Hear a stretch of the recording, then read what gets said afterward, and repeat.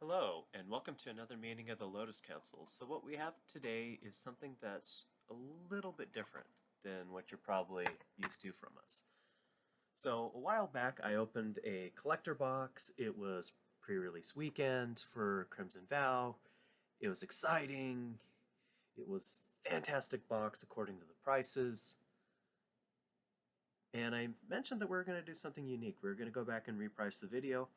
I wasn't able to go back and re-edit the video again and again and again because this is a lot of work. So what I did is I loaded all of the cards that were hitting $2 or more in that original video, and I repriced them. So the original date that I did this was on the 13th of November, and I repriced on the 23rd of January. So I haven't done it again because I wanted to give you an idea and show you why I didn't go back and do it again. So the total value on that box, pre-release weekend, if I had sold all the cards, I would have made a pretty good profit. It would have been almost 750. When I did it again, didn't break 200. It was close. It was like 195. And so $550 changed in the value. It dropped $550. That seems like a pretty significant amount, but we're going to talk about what's going on. So the thing to keep in mind is pre-release weekend, the prices are going to be inflated and they're not going to be reflective. And I'll go through and I'll give some examples of the different types of cards from this and kind of this what we found. So I have on here I have the prices, I have the price change here. So let's look at the commander specific cards. So in the box there was a total value of about $115. On pre-release weekend that dropped to about $8. So, about $107 difference. That's not insignificant. So some of these were looking fantastic, like Donald Herald of Wings was a $20 card then. It's a buck. And this is pretty significant. So I've pulled up the TCG player for that extended art to kind of give you an idea.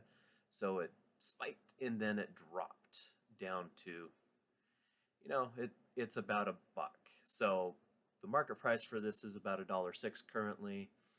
Buy list is about 60 cents. Medium price that you find it listed on TCG is 145. That's a really helpful metric to kind of see what people are selling them at. And you can come down here and see buck, all the way up to a bit more. So the other side I like to use is MTG stocks. So this gives you a really good idea of kind of what it is over time. And you can see there's this really high $20 price point that it was coming in at, and then it dropped like a rock. As soon as people started opening the collector boosters, this card became available. And this is some basic economics, supply demand. When the supply is very low and the demand is high, it's going to be a higher price. When there's excess supply and lower demand, it's going to drop. And so if you look at this, it's basically dropped. There was a point where it rise back up to almost $3, and then it went back down. And it's been hovering around $1.40 or so for a while, and that's been pretty steady. And so you can look at the regular variant, which is less, and then you could find it on the different marketplaces for that. So I find this to be really good.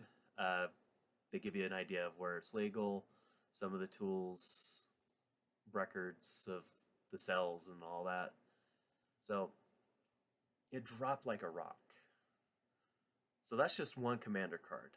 So let's look at the Dracula cards. People were super excited about these. So $250 down to $28. Yeah, $223 change. So, I mean, I hope you're seeing a pattern here because there definitely is one. So I've looked at one. So the Count Dracula Sorin the Mirthless, it was coming in at $70. you can pick it up for 15. And right now, that is the most expensive Dracula card in that series. There's a few that are close in price, but as far as that goes, this is probably one of the better ones. So this is what it looks like, and you can see high price, drop like a rock. And you can see it's a very quick drop as people start opening. The foil's a little bit more. So I like with TCG Player, you see what the market price is, meaning what it's been selling for on average for normal and foil, the buy list prices, and then the medium prices where people are listing it for sale, and you can see all sorts of these for sale. And again, we can use our example here from MTG stocks, topped out at like almost 90 bucks. And then heading into the actual pre-release weekend, it had already dropped quite a bit of price, and it just dropped. There was one little bump where it jumped up to $20, and then it's back to around the 15. It gives you foil price average about 21 bucks, and you can see where this is used. That's a really handy tool that I find on MTG stocks, so you can get an idea of where things are being used. So we'll continue talking about these. So the extended arts, these exciting, $208 down to 57. So this is including some of those Dracula cards where they were full art like that.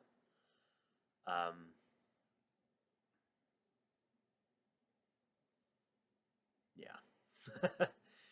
Not great prices. So you have something like the Halpack Piper, where it started out 19 bucks, it's about 2.5. So pretty big shift in the prices. Then you have the foils. Now we'll talk about some of these here in a second, but foils, yeah, a lot of them did drop quite a bit in value. I'll come back to this. And then the showcases. So you had all of the different lands. They started out between like $2 to like $5, $5.50. There were some that were a little bit less than $2. They're all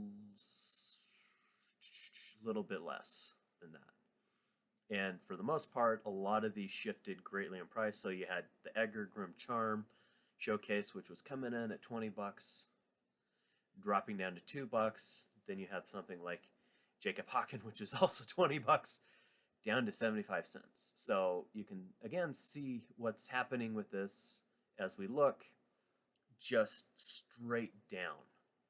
As stuff's getting opened, it's just dropping significantly. And you can see, even into pre-release weekend, this one, before that release weekend, it had like this really hard drop.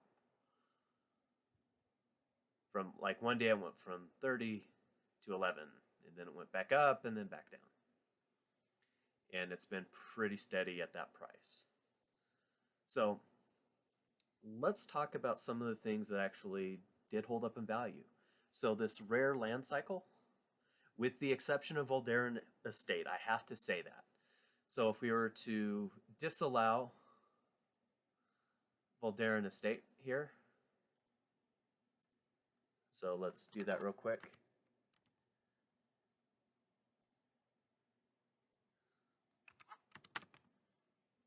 There's not really a change in the price. These have held steady, and some of these have increased in value. So the Voldaren Estate is kind of the oddball because it wasn't one of the dual land cycle from this. I think that these dual lands are going to be ones that really do hold value, and you're going to want to pick up copies, playsets, if you can, because while it's in print, it's going to be, fairly low in comparison, but it's going to go up. So if you look at the data on this, after pre-release weekend, there was a dip in the price, and then it shot up, and it's kind of been all around. You can kind of see this heading into pre-release. It's about $5, and then it shot up to around the $7 that it currently is, and the foil's dancing around that price. So the nice thing about the collector boxes is that the foils are coming in at about the same price. So if you want the foils, you can get those currently because there's just so much of it available. So the other thing I wanted to talk about was some of the foils. Some of these, yes, did indeed drop quite a bit, but some did manage to hold on to some of their value. So Necroduality dropped from 24 to 20. Okay, that's not bad when we're talking about things that have lost, like, you know, almost 100% of their value, just a 4% price change. And then you have something like Cultivator Colossus, which was like one of the big things that people are excited for, only losing about 15%. So if we look at this again, there is that sharp dip where there is a low, and then it kind of steadies out. And you can see this again with the MTG stocks data, where a couple of weeks after is when it bottomed out, and then it kind of evened out. So one thing to note though is it's not selling for what that pre-release price is. And so this is really, really important. So the thing to remember here, you're going to see price changes as sets are becoming available, as they're dropping. This video I'm hoping to have out before the next pre-release, which is going to be the Kamigawa Neon Dynasty. Honestly, I wouldn't be pre-ordering much in the way of cards because they are going to drop a little bit within the first 2 to 3 weeks as there's a glut of supply, and also as people trying to figure out to have them in decks. The caveat being, I think it probably makes sense to pre-order some of the rare land cycles because these are going to be probably going to hold value. So those channel lands where you're able to get an ability off of them that you would have to have some sort of counter, like disallow or something, that is countering in an ability versus a spell, because they're not counting as spells when you do that, when you pay that cost and are discarding them. It's an ability. Those are going to have value. Those are going to maintain. They probably will dip a bit within the first 2 weeks, 2 to 3 weeks. So I'd say probably 2 weeks in is going to be when you're going to want to try and pick those up as far as getting play sets to play with. The green one is definitely probably going to be the best. I would not be surprised if that one helps contribute to either that getting banned in multiple formats or Ren and 7 getting banned in multiple formats. It's definitely a very, very powerful card. But as far as like all of the other things, the showcases, the extended art, even the specific commander cards, those are going to drop. And again, after that initial drop, it's probably going to be steady. For most of the things, there's going to be a few examples for things like Cultivator Colossus. It'll steady out, but it's going to have a value to it. And the rare lands probably increasing in value because those are pretty good. So hopefully this was an informative video and helps you to make good choices. This is why you see so many people like the professor, like us, saying just buy singles. But that doesn't really help if you're pre-ordering these singles, like you're pre-ordering the Cultivator Colossus at, like, you know, the high of $40, $43. It's going to drop in price to, you know, about half that. So there is a time point that you do want to buy singles. So don't get caught up in the, I have to get it now, I have to buy it now, I have to buy it now. Just make good money sense, because there will be a lot of people that like to crack and open packs. The only way this makes sense is if you're cracking and selling that weekend. You have to immediately sell in order to make your money back. If you don't, you stand to lose, you know, they're going to drop in value because other people are going to be selling and the price is going to go down. So you can crack packs for value. You just have to do it pre-release weekend and immediately turn around and sell those. It's a lot of work, but you could make some decent money. It's just, if you're going to be buying singles, honestly, I would be waiting.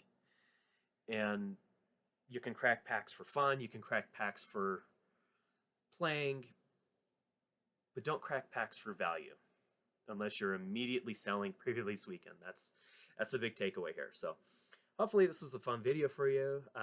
It was a fair amount of work to put all this together. It may not look like this. I had to go back, watch the video, pull all the prices, find the current prices and all that. So it was a little bit of work, but we just kind of wanted to illustrate why people are saying that. Why you always hear, oh, buy singles, buy singles, buy singles. This is why. So once these go out of rotation though, and it's off of the printing and it's not as freely available, you'll see a lot of these start to go up, especially those rare lands and the big money mythics. So, well, that's all we have for today. If you want to find some singles and supplies, please check out our sponsor, Geekified. You can find them at geekifiediowa.com. And we want to thank you for spending time with us. If you want to see the next video, go ahead and subscribe, hit that bell notification, and join us in our Discord. So thank you all for joining us, and we hope you have a fantastic day. That's all we have, and our meeting is now adjourned.